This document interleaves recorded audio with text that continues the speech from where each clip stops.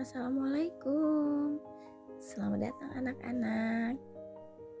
Kali ini kita akan membahas materi teks deskripsi.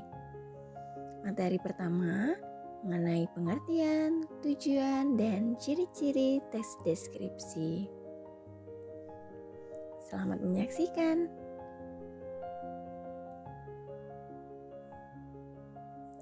Anak-anak, kalian tahu apa itu teks deskripsi? Ya, teks deskripsi adalah teks yang menggambarkan objek secara terperinci berdasarkan sudut pandang penulis. Kata kuncinya adalah menggambarkan objek. Objeknya dapat berupa benda, orang, dan makhluk hidup. Apa sih tujuan dari teks deskripsi? Teks deskripsi bertujuan menggambarkan objek secara subjektif dengan terperinci dan sekonkret mungkin, sehingga pembaca dapat seolah-olah mendengar, melihat, dan merasakan berada dalam situasi nyata objek yang digambarkan. Kata kunci tujuan ada 3 kata yang berwarna hitam. Seolah-olah pembaca dapat mendengar, melihat, dan merasakan. Mendengar berkaitan dengan indera pendengaran, melihat indera penglihatan, merasakan indera peraba, penciuman, dan perasa. Nah, kalau ciri-ciri dari teks deskripsi apa aja ya? Ciri dari teks deskripsi ada 3. Ciri tujuan, ciri dari objek yang dibicarakan atau digambarkan, dan ciri dari isi teks deskripsi tersebut.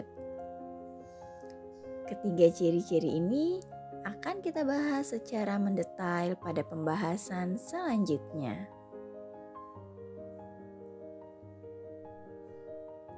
Yang pertama, ciri tujuan.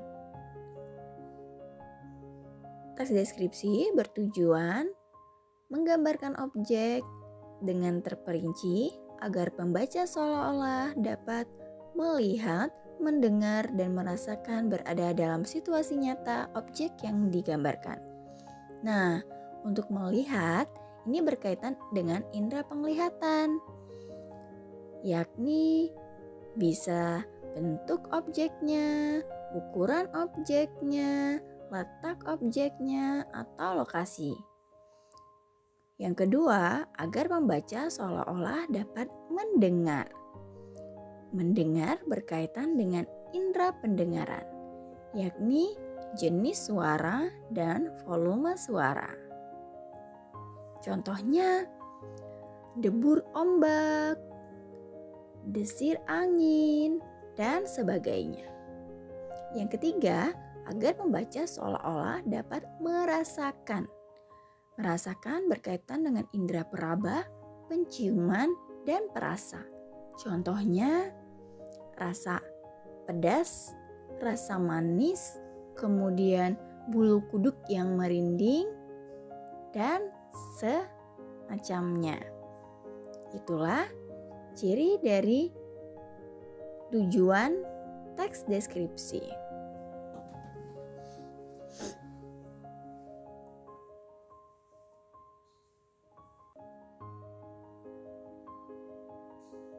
Ciri yang kedua adalah ciri objek teks deskripsi. Bagaimana sih objek teks deskripsi itu? Nah, anak-anak, teks deskripsi memiliki ciri yang pertama, yakni bersifat khusus. Kalian tentu sudah tahu apa itu kata umum dan kata khusus. Kata umum adalah kata yang bermakna luas. Contohnya hewan. Hewan itu banyak sekali, bukan? Ada hewan yang hidup di darat, hewan yang hidup di laut, udara, dan sebagainya. Benda itu juga banyak sekali, bukan? Nah, ini adalah contoh kata umum. Kata khusus, kata yang memiliki makna sempit dan makna dari kata itu sendiri. Contohnya ikan, kemudian kucing, dan seterusnya.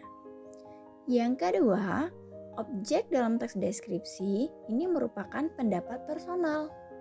Maksudnya, pendapat mengenai objek yang digambarkan ini merupakan pendapat dari sudut pandang penulis.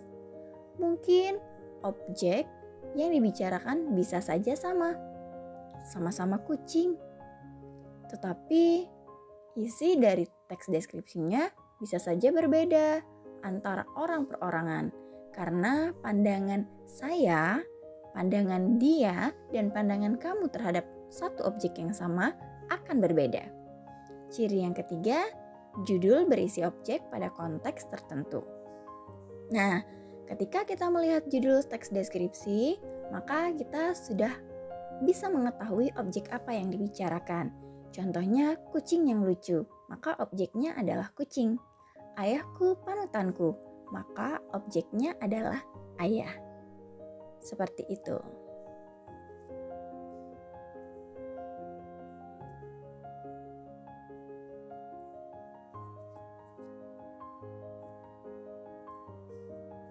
Nah, anak-anak, kita sudah sampai pada ciri yang ketiga dari teks deskripsi, yaitu ciri dari segi isinya.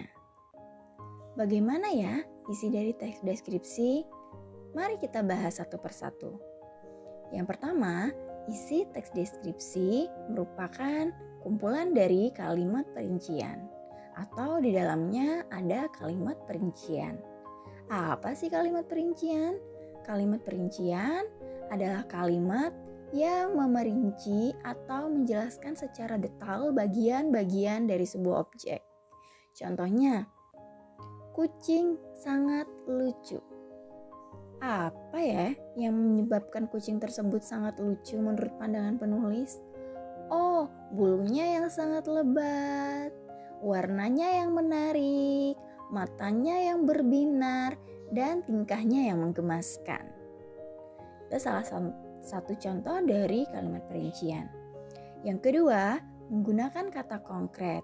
Kata konkret adalah kata yang jelas dan maknanya juga sangat jelas. Yang ketiga, kata khusus. Tadi seperti yang kita jelaskan di awal, ada kata umum dan kata khusus. Kata khusus ini bermakna sempit. Yang keempat, ada kata dengan emosi kuat. Nah, kata dengan emosi kuat ini contohnya tangguh, peduli, kemudian berwibawa, santun, dan sebagainya. Yang kelima, bersifat personal. Objek yang dibicarakan adalah objek yang digambarkan dengan jelas. Hanya objek itu saja. Hanya satu objek yang dibicarakan. Dan menurut pandangan penulis saja. Nah, anak-anak, 5 ciri dari isi teks deskripsi ini harus kalian kuasai.